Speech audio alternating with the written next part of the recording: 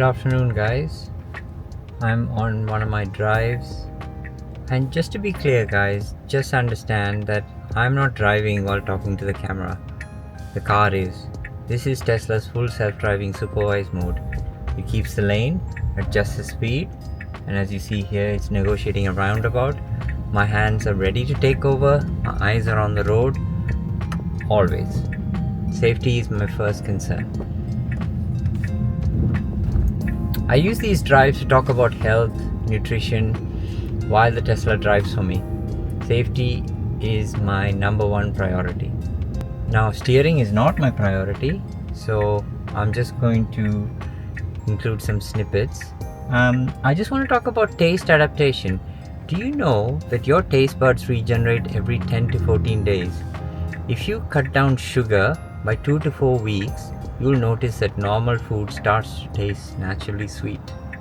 By about 4 to 8 weeks, your sugar cravings drop dramatically. And by about 3 months, your entire taste preference resets. What once tasted normal, like a dessert or soft drink, suddenly feels sickly, intensely sweet, almost to the point that you never want to have it again. You start to prefer real, unprocessed flavors again. It just takes time, guys, but your palate can be retrained. This is science. Now, food for thought. Just want to talk to you about the calorie lie. For decades, we were told that a calorie is a calorie. If a calorie enters the mouth, it should behave in the same way. And weight and health was all related to math of the calorie. But the biology doesn't work like that. 100 calories from cool drink or iced coffee and 100 calories from chicken do completely different things in the body.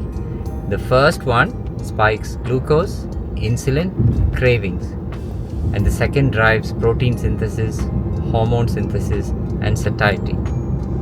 Real food like eggs, fish, fruit, veg brings vitamins, enzymes, antioxidants, and fiber that regulate your metabolism.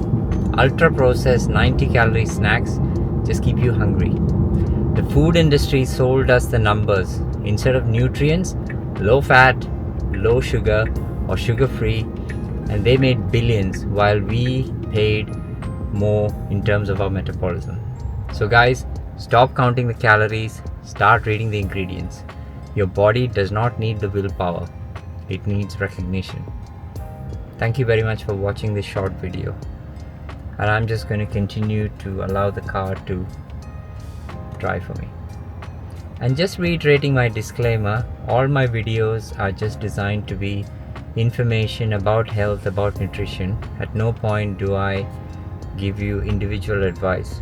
You're free and welcome to ask me questions about things that you don't understand or how to adapt some of the things that I talk to you into your own personal situations, but I always feel that you should speak to your own doctor before you make decisions around weight loss, change of diets, change of habits, etc. So I will come back later in the week with some more snippets like this, and I will be doing a longer video on YouTube towards the end of the week. If you have any ideas or comments around what I would like to discuss, please let me know. The range of topics that I want to talk about that are on my script already are to talk about protein, how much protein, how one protein differs from the other, etc., and how much protein you need, etc. Just to delve into a little bit of detail on that. May sound boring, but a lot of stuff and a lot of nutritionalists and a lot of scientists, they spend a lot of time talking about protein, so bear with me. The other thing that I want to talk about is strength training and the value that strength training brings to our life, not only when you're in your 30s, 40s, 50s, but how early you should start getting used to strength training. The other topics that I've been sort of tapped on my back and told to talk about is about sleep. So I will probably try and explain about sleep. I don't claim to be an expert. I will try and help you guys understand what sleep is good and what sleep is bad, and how sleep is important for recovery, and how to balance recovery and exercise as time goes along, and how you proceed along your metabolic journey.